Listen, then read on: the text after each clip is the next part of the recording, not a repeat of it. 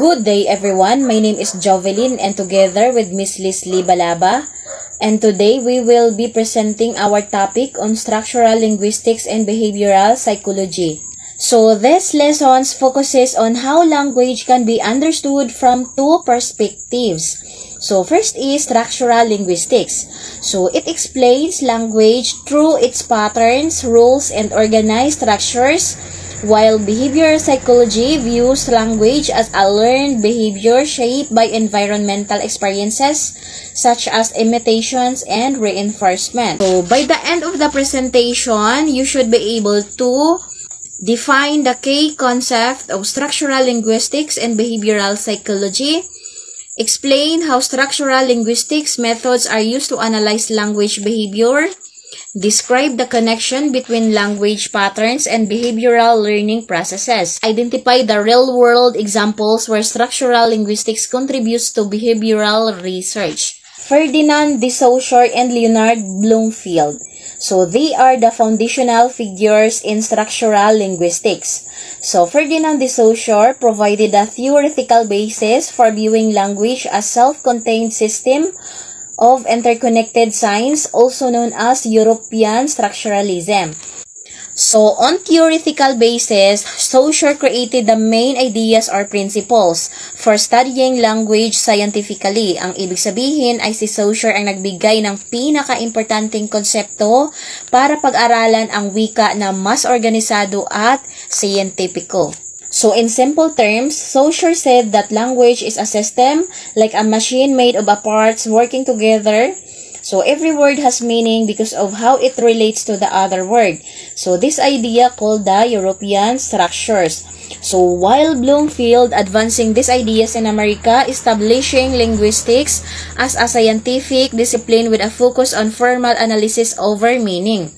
So, ang ibig sabihin po ay mas pinapalawak pa ni Bloomfield sa Amerika ang ideas ni Saussure, ginawa niyang mas scientific ang pag-aaral ng wika sa pamamagitan ng pag-focus sa tunog, forma at structures, hindi sa kahulugan nito.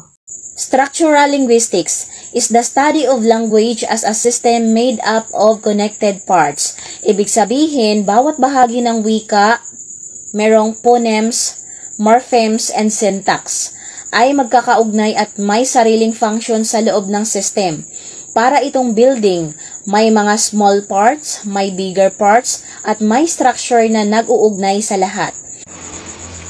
Phonemes are the smallest units of sounds in a language. They do not have meaning on their own, but they can change meaning when you switch one sound for another. So, for example, is pat versus bat, and sip versus zip.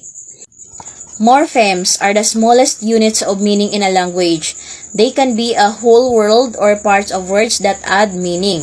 Example is an and happy. So, equals unhappy, it has a new meaning. Syntax refers to the rules and patterns for forming sentences. It tells us how words should be arranged. The focus of structural linguistics is to analyze language scientifically by breaking it down into smaller components and studying the rules that govern how these parts relate to each other. So, in simple words, hinahati natin ang wika sa maliliit na bahagi like phonemes, morphemes, and syntax para mas madaling maintindihan kung paano sila nagwo-work together as one system. So, for example na lang is, in language learning, identifying and drilling the structural patterns of a language helps learners understand the system and correct deviation from its structures. So, that's the end of my presentation. Thank you for listening. I now hand over to Miss Leslie Balaba to proceed with the next section of our report. Thank you so much po. John B. Watson and B.F. Skinner are primarily associated with behaviorism, a psychological school of thought that emphasizes the study of observable behavior and influence of environmental stimuli or consequences in shaping behavior rather than internal mental states. Watson is known as the founder of behaviorism and his work on classical conditioning, while Skinner developed operant conditioning to explain how rewards and punishments influence voluntary behaviors. John B. Watson from 1878 to 1958 was an American psychologist known as the father of behaviorism. He believed that psychology should focus on observable behavior rather than thoughts or feelings. B.F. Skinner from 1904 to 1990 was also an American psychologist and the leading behaviorist who expanded on Watson's ideas. He developed the theory of operant conditioning, which explains how behavior is learned through reward and punishments. So, what is behavioral psychology? The core idea, all behavior including language is learned through conditioning, which involves external stimuli and behavioral responses that are reinforced or punished. The core idea is that the external factors rather than internal mental states like thoughts or feelings are what shape a person's actions. This learning process is primarily explained through two types of conditioning, the classical conditioning and operant conditioning. Classical conditioning involves learning to associate a neutral stimulus with an unconditioned stimulus to create a new conditioned response. A famous example is Pavlov's dogs, who learned to salivate the sound of a bell after it was repeatedly paired with food.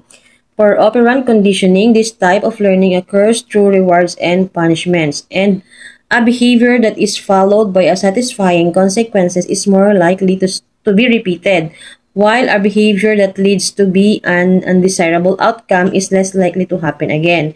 This is a key concept in behavioral modification, which is used in therapy and education. So the focus of behavioral psychology, observable behaviors rather than internal mental processes like thinking or intuition.